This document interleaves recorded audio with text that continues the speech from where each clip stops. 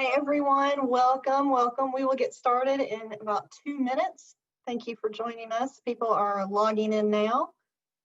We had a huge crowd sign up for today's webinar, so we'll give everybody just a couple of minutes to log in.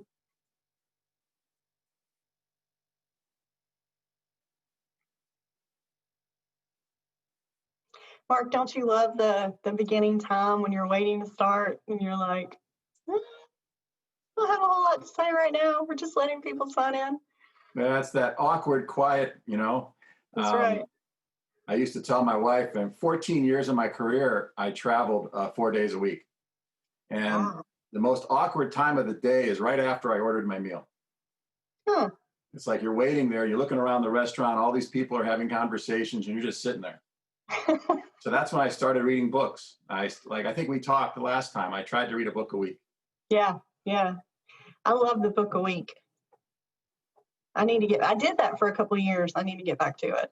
It's a really good habit. Okay.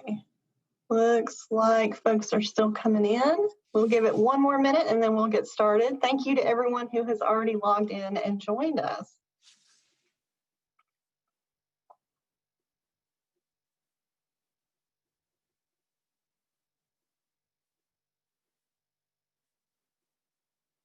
Yep, people are still coming in the room. Well, while they're joining, maybe we can have a little conversation, while we're waiting.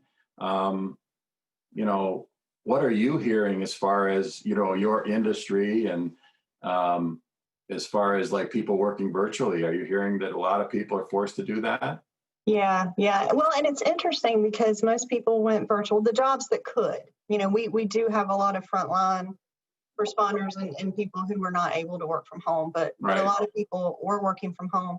And we've heard from several of our members that it's actually working out very well for their sales team. And it may be something that they continue doing in different ways in the future. So it'll be really interesting to see how our ways of working change. So, all right, it is 2:30. It looks like we have a good group here. We still have some people coming in, but we will go ahead and get started. Thank you all for joining us today. I'm Kelly Jones, Director of Learning and Program Content for NAED. Very pleased to welcome Mark Allen Roberts, who is President and CEO of OTB Sales Solutions. Mark has 36 plus years of leading sales teams. He's a sales effectiveness expert and coach, and he is the author of the book Branding Backwards. So we are very, very excited to have him today. This session is being recorded. We're going to do a little bit of housekeeping here because today will be interactive. So what we're going to do at several points during the webinar, Mark is going to ask you questions. And we're going to ask you to use the little Q&A button that's down in the bottom bar of your Zoom screen. So if you use that Q&A button, you'll be able to answer his questions. And that's also where you'll type questions that you have for him. And so I will help keep up with that and help facilitate that aspect of it. So we're going to use the Q&A button to interact and to talk and to let you answer some of the questions that Mark has. And as with all of our webinars, this will be recorded and we will make that recording available to everyone. So with that, I will hand it over to Mark. Mark, thank you so much for sharing your time and expertise today. Well, thank you so much for inviting me. These are challenging times. So many people are being forced to sell virtually. And what I really want to do is I took a lot of content from different courses that I have and coaching material, and I just wanted to share it with the community in hopes of maybe giving everybody 1, 2, or 3 things that they can apply very quickly. So today on our agenda, we're going to talk a little bit about the mindset and how we need to reframe our mindsets for virtual sales. We're going to talk a little bit about pre-call planning. It's a critical element if you're going to have a very successful conversation.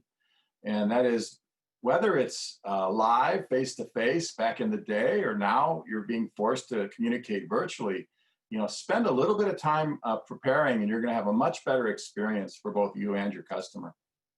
We're going to talk a little bit about your ideal customer profile. The single biggest thing that you can do to improve your close rate, your sales, is have an ideal customer profile. And we're going to discuss what that is. I built a little analogy that I hope you let me have a little bit of fun with. But in terms of training, if you can add an analogy, there's a high probability that the training will stick. So I have an analogy for you all to think about as far as virtual selling. Why even have a virtual meeting? I don't know about you, but I'm starting to have a little bit of Zoom fatigue. I have people reaching out to me, asking to have a Zoom meeting. And then when it's over, it's like, what was that all about? That actually could hurt you and your brand more than not even having a meeting. So we're going to talk a little bit about that. We're going to talk about virtual sales skills, virtual sales tips, and pretty much wrap it up. So again, as Kelly indicated, we want this to be interactive. So what percent of salespeople can effectively work from home and create virtual relationships without training and coaching? What do you think that number is? Please respond. Yeah, if you would put your guess in the Q&A box, we will start looking at some of those. We've got a big range here, Mark, 10%, 15%. Several people think it's 10%. Wow, that's a lot lower than I would have Yeah. thought. That's interesting. I'd really like to spend some time unpacking that. Unfortunately, several for 5, 20, 40, 60, lots of 10s and 5s, 45, 35%. Oh, a very specific 41%. 50, I don't see anything higher than 50 yet. Oh, we've got great guesses coming in though. Well, the person that wrote 41% is actually correct, because even in your invite to this event, it said that 41% of salespeople can work remotely effectively without any training or coaching. The sad reality is about 50% of salespeople have received no sales skills training whatsoever. And what we're finding is the assessment tool that I use when I work with teams and we assess their skills, their beliefs, and their motivations has been around about 30 years. And it's assessed over 2 million salespeople globally. And that's where that number comes from. 41% of the team can work remotely and be effective, which is scary because that means the vast majority of your sellers might be struggling right now. And that's why we put together this content to hopefully help people get through this challenging time. So the number one challenge that people face in virtual sales is what I would call their mindset. I work with sales teams. I'm working with a couple right now. And the biggest challenge that I'm facing and they're facing is the mindset of their salespeople. I don't know if you've heard it in your organization, but I'm hearing it in others, which is, I don't feel comfortable calling somebody in the middle of a pandemic. Or just this week, I don't feel comfortable calling somebody in the middle of all these riots and social unrest. And again, if the salesperson has that belief, even if they go through the motions because you've asked them to make so many calls per week, they're not going to be very effective. So one of the things we need to do is reframe that mindset. And at the very first slide, it said, virtual sales, no smoke and mirrors. Where that comes from is it's something that I believe, deep in my heart, which is sales is the ultimate act of service.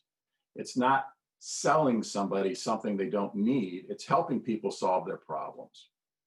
So if we can just help our salespeople understand that and reframe the reason for the call, I think they're going to have a lot more success. Reach out to your customers, particularly your key accounts, and really spend time developing that relationship, checking in on them. What's changed? How can I help you? You're not trying to sell them right now. You're trying to understand things that they're facing, maybe new challenges. One of the teams I'm helping, I was listening in on a call, and the buyer actually shared, one of the things I'm struggling with most is I've got some suppliers that aren't being able to deliver right now. And ironically, the customer that I was helping could deliver. So again, it's about helping and not selling is how it kind of needs to feel. And we really need to focus on that mindset. Many B2B sellers need to adjust their mindsets to be effective in today's environment. And we're going to spend a little bit of time unpacking that. And the tool that I use actually helps determine your mindset. To help unpack that, Salesforce did a study in the month of May and asked buyers across many different industries, how has their buying changed, if at all? And 50% said it decreased 4 to 25%. 22% said it's pretty much the same, and 28% said purchases are up 4 to 25%.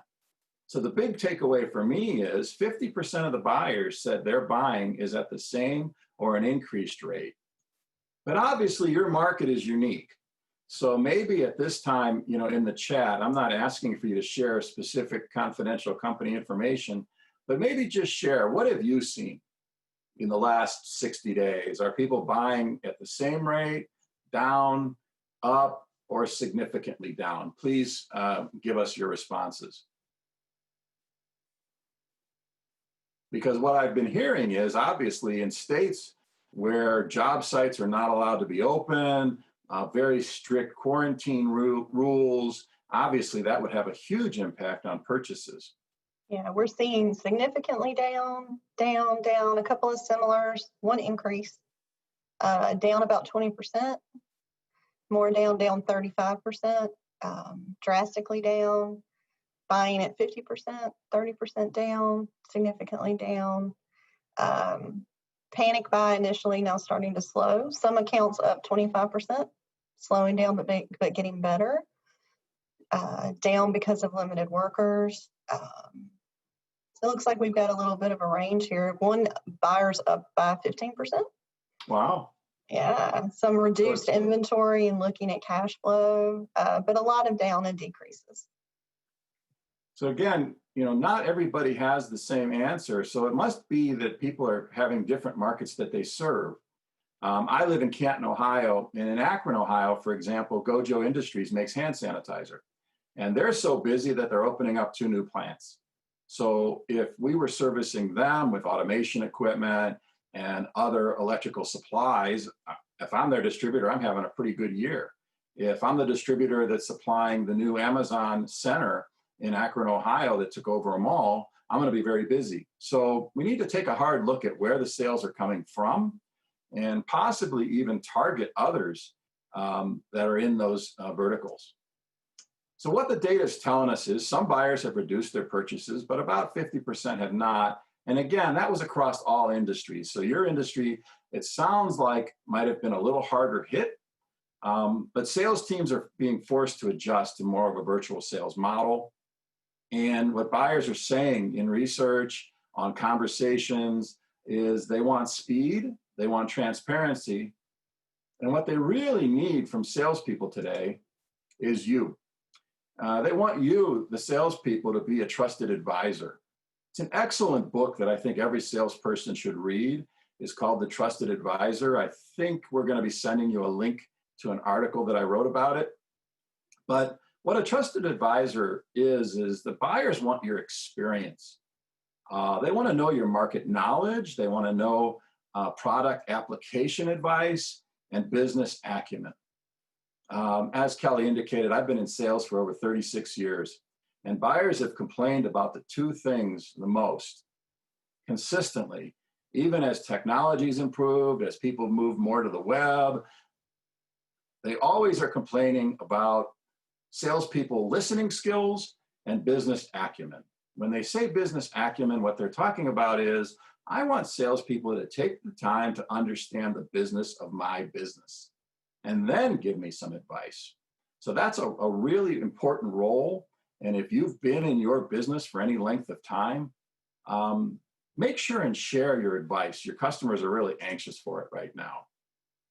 So we talked a little bit about pre-call planning. So what are some questions that we need to ask ourselves even before we do the call? Does this customer meet my ideal customer profile? Again, I've served a lot of industries, and one of the common problems that I've seen are salespeople basically calling on everybody and anybody. In one industry, they called it chasing smokestacks.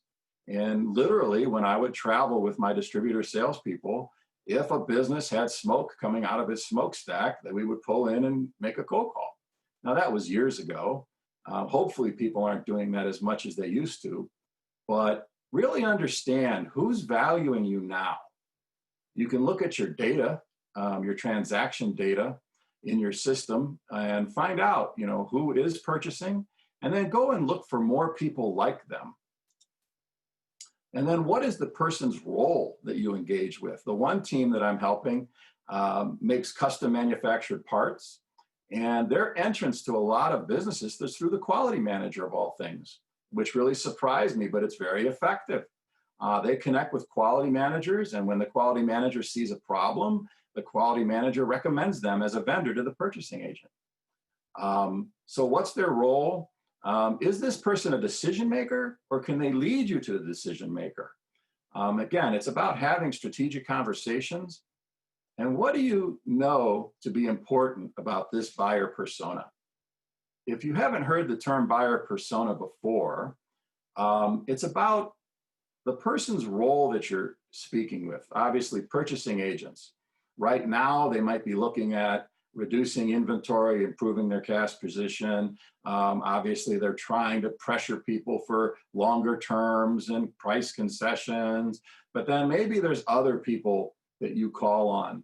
What are some other people that you call on in your day-to-day work in this industry? Please just put them into the question and answer box. Are they, like, let's say if you call on manufacturing, do you meet with industrial engineers?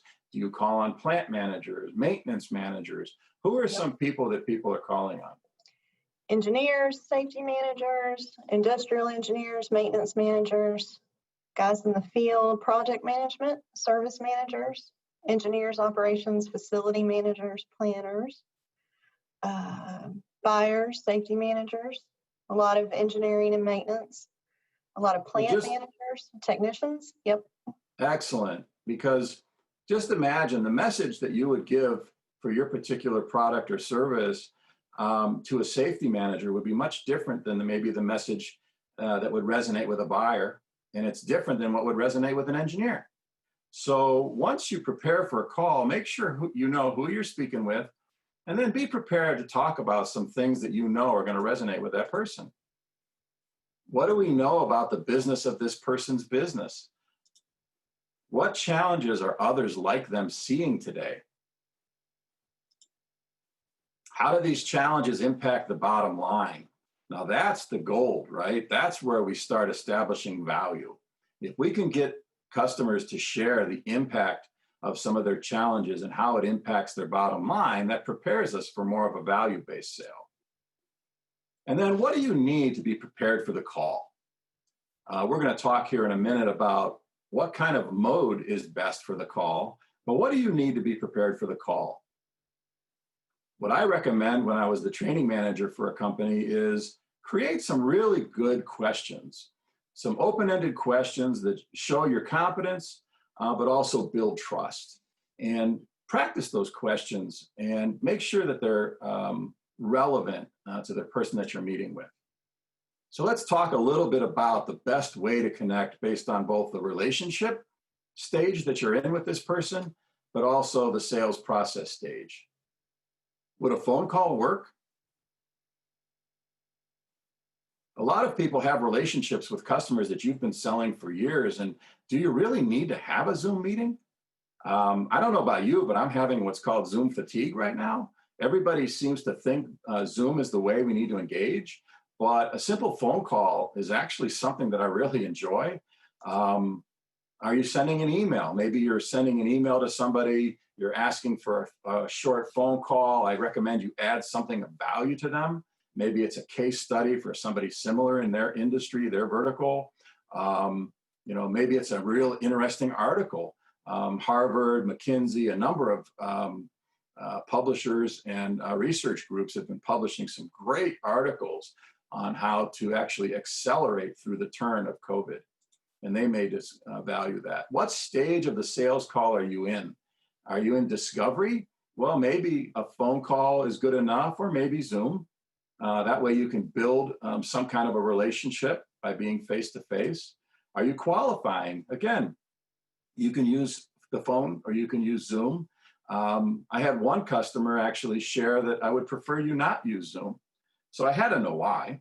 And what she shared was now that she has 3 children at home, her husband is working from home, the draw on her internet connection is so strong that she's actually asking people not to book Zoom meetings if they don't have to. So again, what stage is your relationship in? What stage in the sales process are you in? If you're in the stage of collaboration, where you've done good discovery, this is somebody that you can help, you've qualified some of their problems and you do solve them, you've established maybe what the economic value is to work with you, then by all means, if you're going to design a solution, I would recommend Zoom or WebEx or some other tool where you can share some slides and gain their input. But again, I just wanted to challenge you. You know, Zoom isn't always the best solution. And I just want you to think about it as far as where are you at in the relationship with that customer? And then where are you at as far as the stage of the sales process?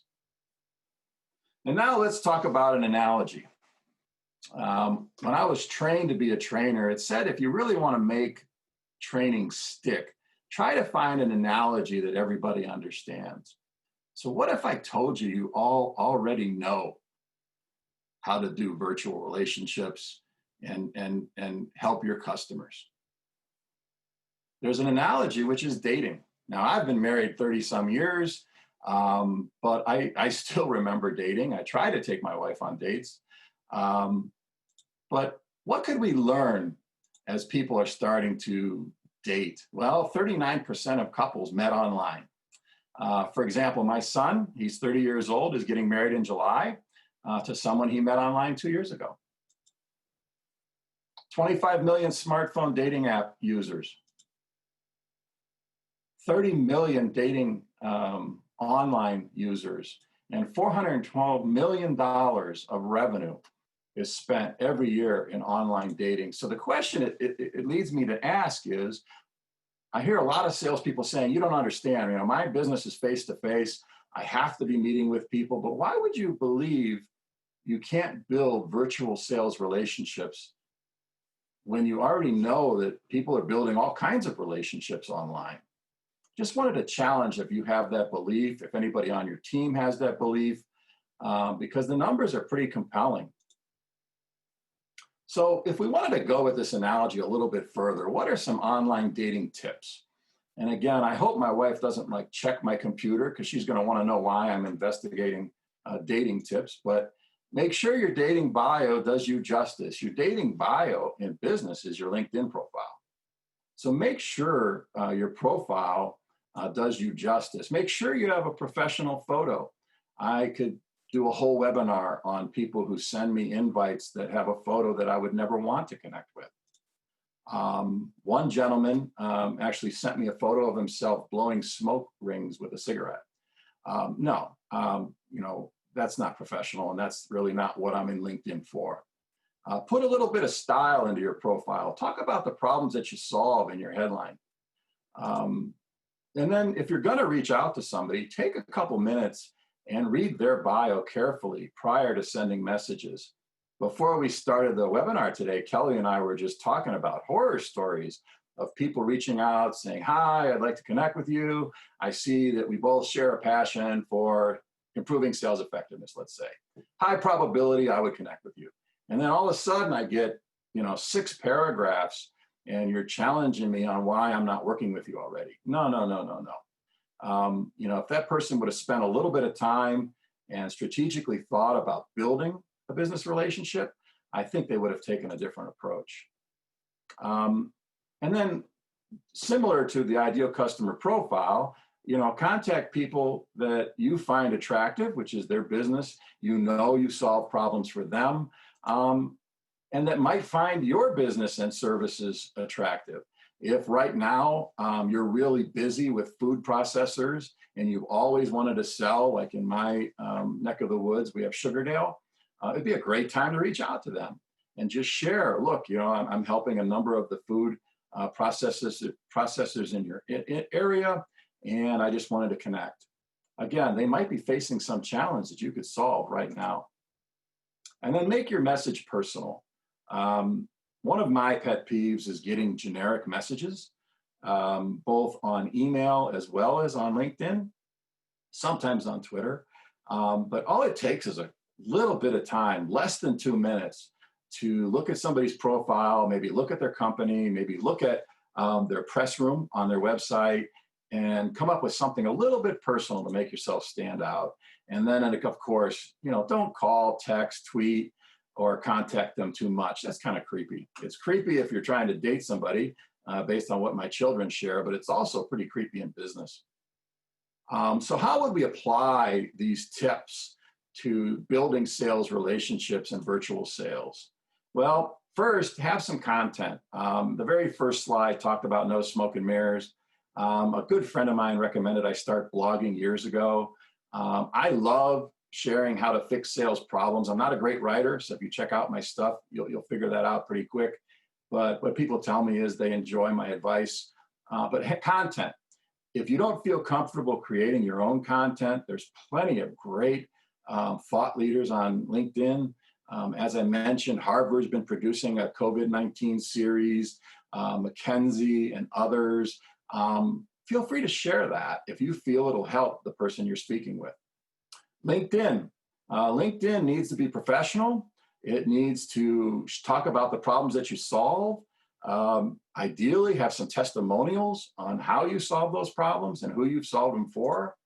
Do a little bit of research. Look at the person's profile. I like to look at annual reports. I like to look at the comments the CEO is making, others in the association organization are making, and that helps me create that personal outreach. I have a pretty high hit rate when I reach out to people that maybe have not met me yet, but are in my network, because I take a little bit of time and do a little bit of research ahead of time. And when you finally connect with people, right now, highly recommend you ask about people first and then the business second. This is a challenging time. I had one Zoom call, and as I'm sitting there, I'm like, that looks like a towel rod in the back of her, image, and it looks like a towel is hanging over it. And at one point in the call, she said, look, I'm going to be totally transparent. I'm in my restroom. It's the only room in my house where my children don't bother me. So I apologize in advance. I'm like, wow, you're being authentic. She's sharing how challenging it is to do her job. Ask people, don't just say, how are you? But obviously you need to care and you need to have empathy, but have some questions, how has this quarantine challenged the way you do business? What are some challenges that you didn't expect now that you're working from home? Maybe have a list of a couple really good questions about the person and try to understand what some of their goals, their passions, and challenges are. And then have an objective. And the objective should be to help serve the customer. On June 9th, the next webinar is with best-selling author Ed Wallace. And he has content that he calls worthy intent. In other words, you're truly reaching out to somebody to help them. If you have worthy intent, you don't have the hesitancy to pick up the phone because you believe with every fiber in you, you can help people. Now, we've all probably experienced what I call salespeople with commission breath. They're only focused about hitting their numbers. Their job is to sell me. They get me on the phone and they start. And they start pitching and presenting. And next thing I know, 25 minutes have gone by and nothing in that conversation added any value to me. In the question and answer box, have you ever experienced a salesperson who just aggressively went for the sale and didn't take the time to understand your needs and wants? Mark, while those responses are coming in, we have a question about Sure. the strategies you shared for getting conversations started. Someone asked, what if you are doing those things, but not getting a response or not able to get the conversation started? I would just continue. A good question to the entire community would be, how many touches do you think it takes today to have a conversation? I'm not going to make us do a poll or anything, but the numbers are very high right now, 12, 14, 15. And the sad reality is most salespeople quit at 2.5. So don't give up. I guess that's my answer to the question. Yeah. When you find something that's relevant to the buyer and it's a problem that they solve because you've solved it for other people like them, there's a high probability you'll start that conversation. Yeah. So, in answer to your question about have they experienced that kind of sales, everyone says yes, too often, too much, and they really don't like it. Yeah. And Yeah. the reason I had you answer that is I think we all agree. My favorite is when somebody calls me during my dinner, right? It doesn't take a rocket scientist to figure out, based on my area code, what time of day it is.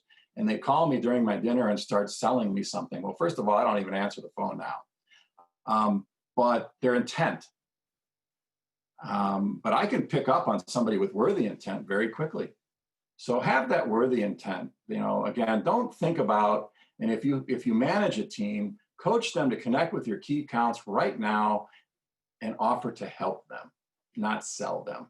Offer to build relationships throughout the organization with all those different buyer personas that we just identified. You've been asking them to do it for years, probably. At one firm, we called it a relationship matrix. But there's no excuse not to now, because you have the time and people have the time.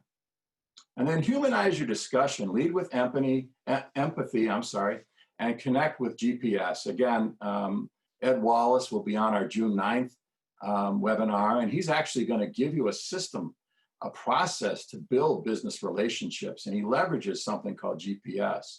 That's understanding the person's goals, passions, and struggles. If you don't understand any of those, it's kind of difficult to actually have a relationship with somebody. And leading with empathy is absolutely critical in today's environment. And for a long time, one of the services I offer today, in addition to assessing the skills of your salespeople, is I do voice of the customer work. And sometimes people want me to do win-loss. And it's fascinating. You ask salespeople why they lost the order. Number one on the salesperson's list is always price. Number two is availability. And sometimes I hear weird stuff like, the other rep is the only rep that was invited to the buyer's wedding or something like that. But the reality is, when our team calls your buyers and asks, the number one reason they don't buy is listening. They didn't feel the salesperson listened. They didn't feel the salesperson truly understood the challenges and what they needed. So really what it came down to was the only way to differentiate all the different possible suppliers was price. So we really need to work on our listening skills. And if you have the time, there's some great content out on the internet in between your meetings, and Google active listening, because it's actually a technique. And then if you choose to have a Zoom meeting, make sure your slides are engaging, not too busy, but lead the conversation where you want it to go. And then I have people all the time right now saying, well, how do we sell virtually? If you're like me, I was trained back in the 80s. And for the millennials on the call, I'm going to, usually this is where all the air gets sucked out of the room. When I started in sales, there were no cell phones. There were no laptops. There was no internet. We met with people and we had conversations and we shared solutions in their offices. So a lot of people who grew up in sales like me are struggling right now with virtual sales. As we indicated early in our conversation, only 41% of salespeople today can feel comfortable working remotely and selling virtually. But that's without training and coaching. So that's where coaching and some skills training could really help those people. But everything feels so different, right? The reality is it's really not that different. You're still selling, you're still serving customers, you're still trying to find unresolved problems. It just looks and feels a little bit different in terms of the mode right now. But again, have that worthy intent and connect with your customers. This is an interesting number. Prior to COVID-19, 45% of sales were closed virtually and growing. Does that number surprise anybody? Feel free to chat in your comment. I have one comment. one of our folks here does have the problem that none of their customers want to do Zoom, so they have to stay in touch by phone, text, and email. Sure. Call me crazy, but one of the techniques to connect with CEOs is I send them a card, not a letter, but a card. And it looks like a wedding invite when it goes out. But I have a very high open rate because nobody mails anything anymore. So again, you have to be respectful of what your customers are asking for, and that's about being buyer-centric. So let me ask you, in the last 30 days, what % of sales do you think has been occurring virtually? This is where everybody can participate.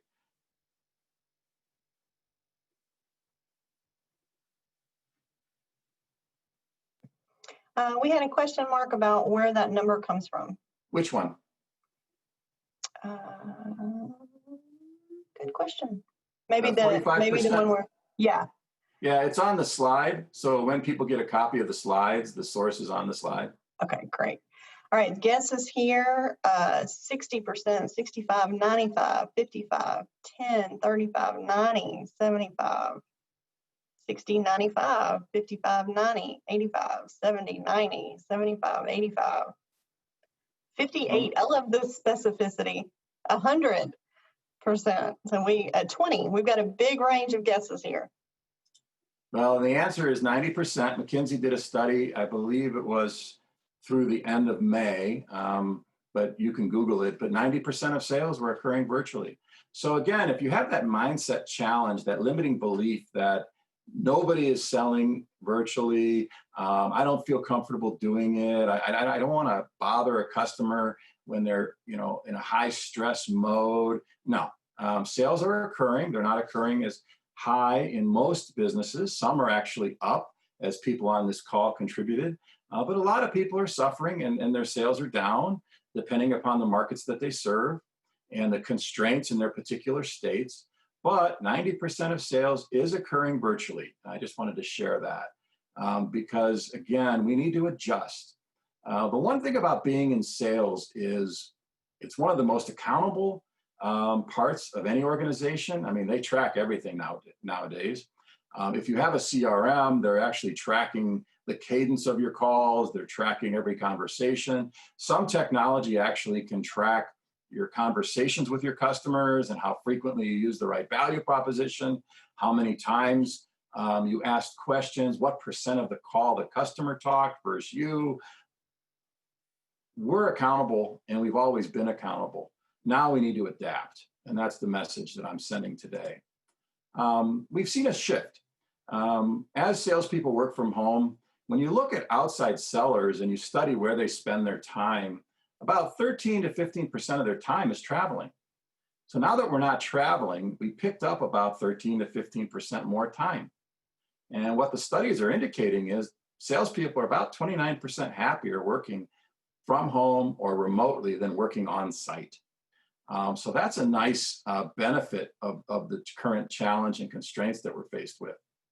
Another interesting number is 89% of senior executives, and this comes from Ed Wallace's book, 89% of senior executives say relationships have a highly significant impact on their business results. However, only 24% of companies can tell us their process to build those strategic relationships. So that's why we invited Ed on June 9th to come and share with all your members a plan, actually a framework on how to do that now, because this is the time we should be contacting our key accounts and building those relationships. So what do we know about relationships and sales? Well, 79% of buyers say it's critical to interact with a salesperson who's seen as a trusted advisor. And as a follow-up to this call, this webinar, you're going to receive a link to a free assessment. You're going to receive an article I wrote about this book called The Trusted Advisor. I highly recommend you buy this book and read it, because it really coaches us on how to move from being a rep to being a trusted advisor. Because once you're a trusted advisor with a customer, you have an unfair advantage. What I mean by that is they come to you with problems. If you do a quote and maybe the quote is off a little bit, you might get a second kick at the can.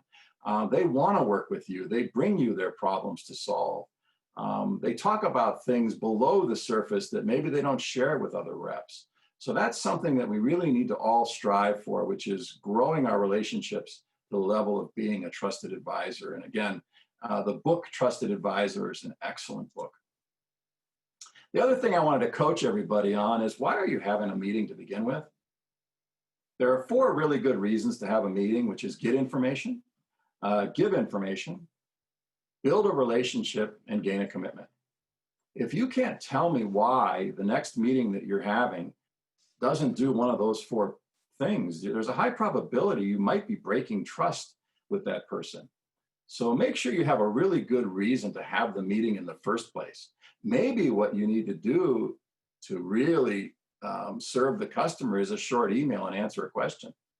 But again, I just want to make sure that there's a reason to have a virtual meeting. Question for you: where do most salespeople spend time? Getting information, giving information, building relationships, gaining commitment, a combination, or none of the above?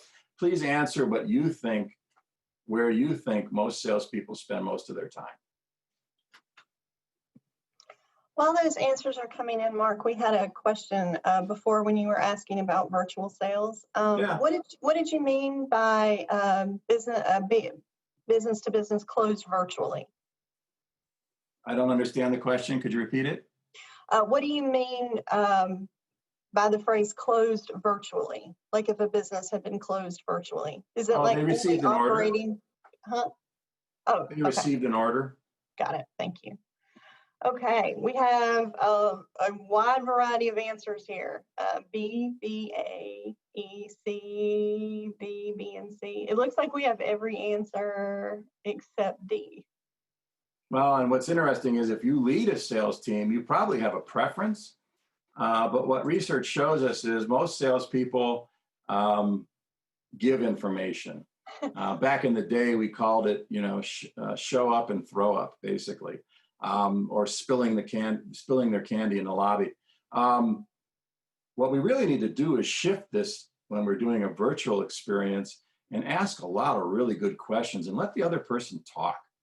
And don't be afraid of silence. Let them have time to think. I see people, and again, I'm listening into calls right now as people are shifting to virtual sales. And the salesperson is so anxious to get to where they want to get. They're answering questions for people. That's a behavior that actually breaches trust.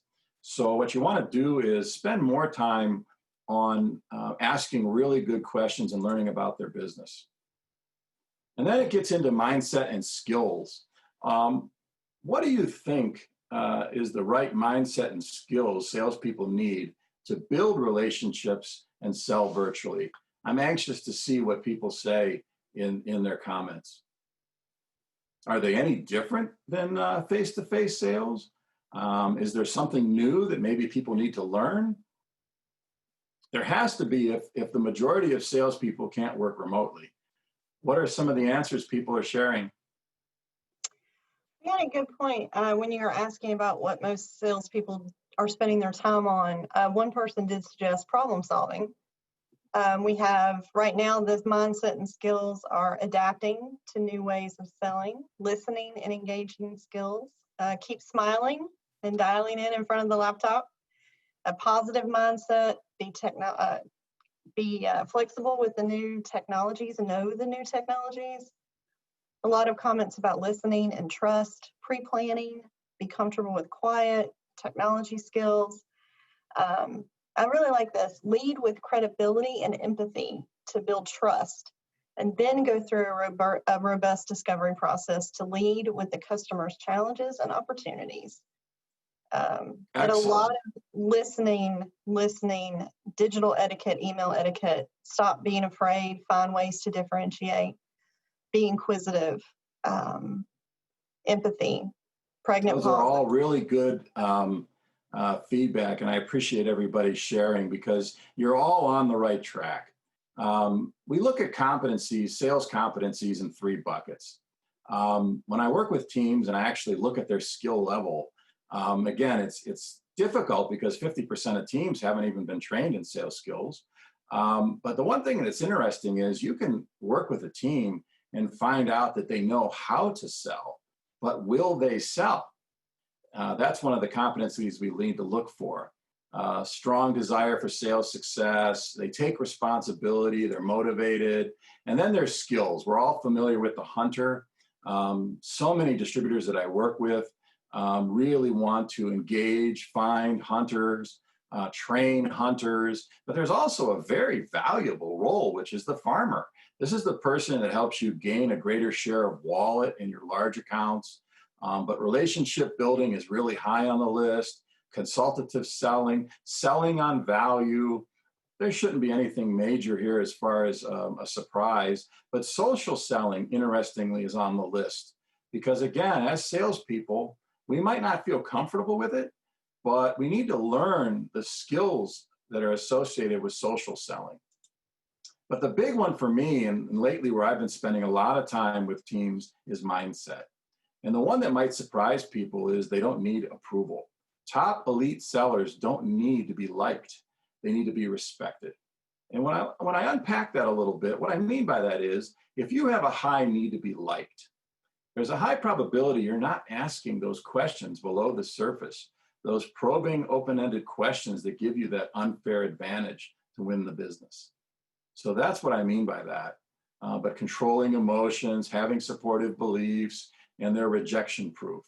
Quite a few people that I'm working with right now are so afraid of being rejected, they're not picking up the calls, they're not making the calls. But when it comes to virtual sales, building virtual relationships is number one, and that's why on June 9th, the follow-up webinar to this, you get to meet the person who wrote the book on this. Hey, Mark. Yes. We had a quick question going back a second ago. Can you explain what you mean by social selling? Yeah, social selling. When I worked with one of the companies I served was Timken. They're a $4 billion manufacturer of bearings and all kinds of mechanical products. They sell their products through various distributor verticals.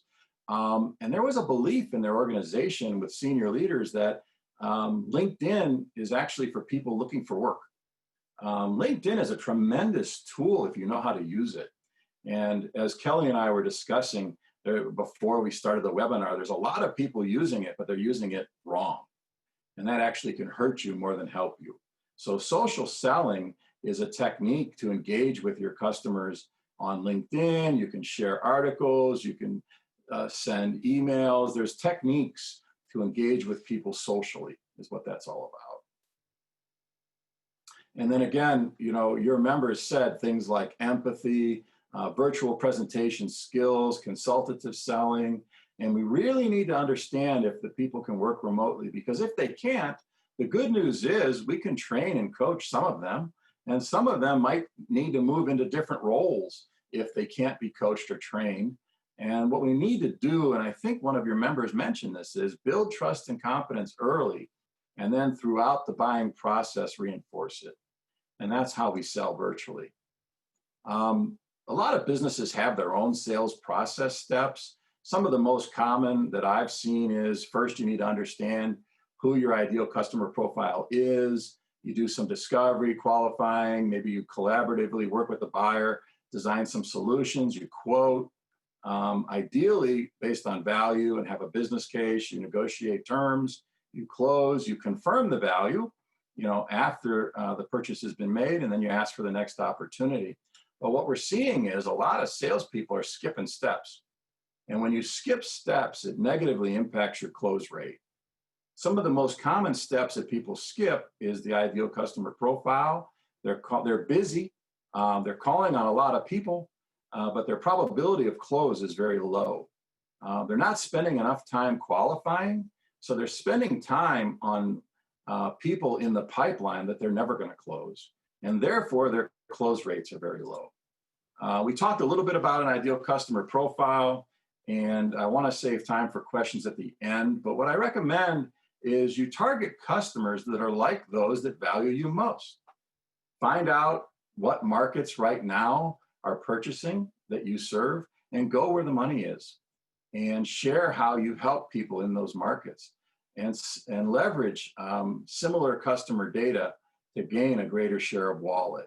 So, for example, if you're selling MRO products to a manufacturing plant that caters to the food industry, and you're selling another food industry manufacturing plant, and you notice some gaps, I would just challenge them. Look, others like you have a tendency to purchase this, this, and this, and I see you're not purchasing this. Can I ask you, where you're getting that from?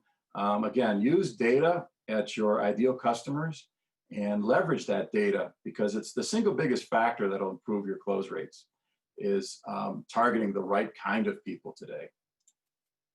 In your discovery, you want to ask for questions and really listen. What problems do they have, and are they problems that you solve? Is it urgent? How do they measure the impact of that problem?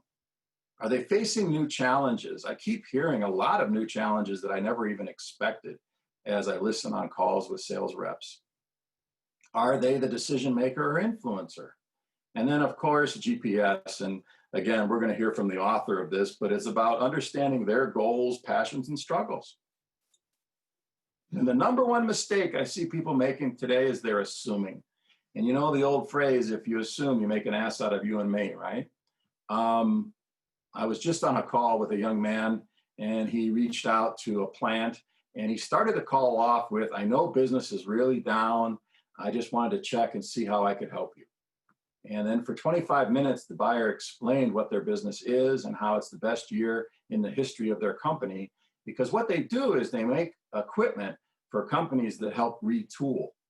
So when you see these articles about Ford and others doing ventilators and masks and all that, well, his business helps large manufacturers retool. So go into every call with no major assumptions and just ask questions, and ask questions to learn and not reply. And then as you start qualifying accounts, my advice in my training is ask open-ended questions.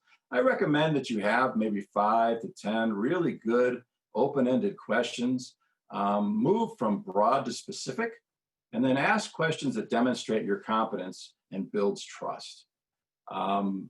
When you come prepared to a call and you start asking questions like this, very quickly it improves your credibility, and the person on the other end of the phone understands they're dealing with somebody that can really add some value. I love this picture. If children had to qualify, how many times as parents our kids are, why? Why? When did we lose that curiosity to understand more? What do you really need to understand to completely serve the client? Look beyond the surface. There's something called the iceberg principle, where every other salesperson that calls on that buyer is hearing the same things that you're hearing, but you're going to be the one that asks questions to get below the surface and truly design solutions that help the buyer. And if you don't understand a question, ask. And then there's the whole discipline of virtual selling. This could be a webinar in and of itself. Plan your day the night before. Have a workspace somewhere in your home. Dress for work. I see a lot of people wearing, t-shirts and sweats. And my advice is dress like you're going to work, because it gets you into that mind frame that you're working. Have a reason to meet with the customer. We talked about 4 reasons to have a meeting. Have the right contact mode based on the relationship and where the sale is in the sales process. Have a pre-call plan. Do a little bit of homework. Understand who your ideal customer profiles are. Make sure that you have a value proposition that resonates with the persona of the person you're meeting with and having a discussion with. Always ask for what they think the next step should be, and then follow up. Hopefully you've established in the discovery and qualifying some value where you found that you can help this person, and then revisit that value frequent and often, and then deliver value in each exchange. It could be something as simple as attaching a Harvard article. It could be a really good article from a market leader in distribution, giving some great advice. but always add something of value. It could be a case study on how you've helped somebody else. And overall, there's some tips. Don't use email as your primary form of communication. About 92% of emails are not opened if they don't recognize who the email is from. Don't wait for your customers to call you. I had somebody say this recently. Actually, it was a sales leader. My sales, people are really have close relationships with their customers, and trust me, if they had a problem, they'd call us. They're not. So make sure and be proactive. Recognize anything that's changed, any kind of a trigger event, a promotion for a person, a new product launch, maybe they've acquired a competitor, and then personal touches, emails, messages. Again, I shared, a little bit about my age. I grew up in the late 80s in sales. That's when I was trained. I would never dream to text someone. But if that's the preference of your buyer, particularly a millennial buyer, feel free to text them answers. Be accessible to your customers, whether by phone, email, text, and so on. Phone calls, text messages should be answered immediately. That becomes the new expectation. And emails should be answered within a day. That's the expectation that buyers share with us. They love it if it was immediate, but no longer than a day. And then stay up to date. And one thing that I recommend that has really helped a lot of distributor sales folks is create Google alerts for some of your largest accounts. If you're not familiar with it, go to Google, type in Google Alerts, and it'll teach you how to create a Google alert. If your largest customer is a food processing plant, let's say Sugardale, I could go into Google right now, create a Google alert, and if Sugardale has anything in the news, I will get an email the day that breaks. Sometimes you're going to be asking buyers questions that they don't even know about yet. But what it does is it shows an interest in their business, and it's just another reason to have a conversation and hopefully open up conversations that turn into business. Appreciate everybody attending. We talked a lot about assessing people's skills, and if you're curious, what 41% of your salespeople can work remotely, we're offering a free assessment for up to 3 of your people.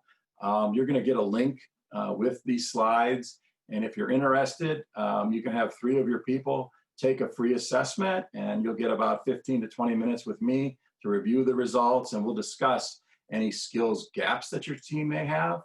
And now let's open it up for questions because I want to be respectful of your time.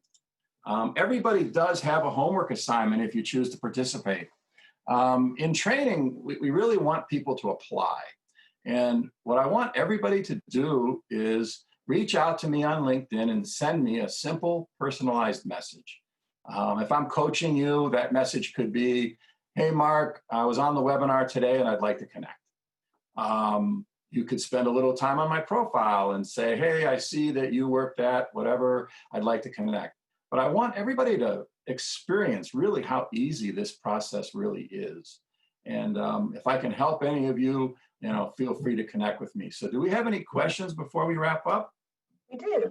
We had a comment about LinkedIn that I thought was insightful, that it's also a great place to build content. So when you're talking about sharing content, LinkedIn can become a content platform for you. And then our first question is, how do you build trust remotely? So like specifically when you're doing these virtual relationships, virtual sales, do you have any tips for building trust when you're at a distance? Well, number one on the list would be do what you say you're going to do. I can't tell you how often it happens. I'll talk to a salesperson. We're reviewing maybe a call that they were on that was recorded, and it said, please reach out to me next Thursday at 4 and get me an answer. And it's already Friday. And I asked the salesperson, well, how did it go? Oh, you know what? I never got to that. Those little tiny acts are actually building trust, whether you recognize it or not. So make sure and do what you say you're going to do. The other thing is that worthy intent again. People are going to be able to feel your intent on the phones. And if your intent continually gets back to how can I help you, how can I serve you, you send them valuable information that maybe doesn't even benefit you in any way, you're going to build trust with that person. Okay, we're seeing agreement with you here. People saying yes, absolutely follow through. One of our participants who teaches hundreds of salespeople says demonstrate credibility, intent, competency, proprietary, commonality. One suggestion is I've built trust by simply knowing their business and helping with some of those issues. The articles that are pertinent are very helpful. So that's good to kind of hear some of that echoed. So we are just about at time. Mark, thank you so very much for sharing all of this with us today. Everyone, thank you so much for joining us and for hanging out with us when you are very, very busy. We hope this content has been very helpful for you. Keep watching the NAED website and your email about upcoming webinars, and we will send out an email to those of you that were here today with the links that Mark has mentioned, and the recording of this webinar will be available on our website. Okay, the naed.org/resources is the website where we have all of our webinars and all of our recordings. So that will be up. And we've got several thank you here, Mark. So thank you again so much for sharing with us. Everyone, thank you for coming and tune in to future webinars from NAED. Thank you. Thank you.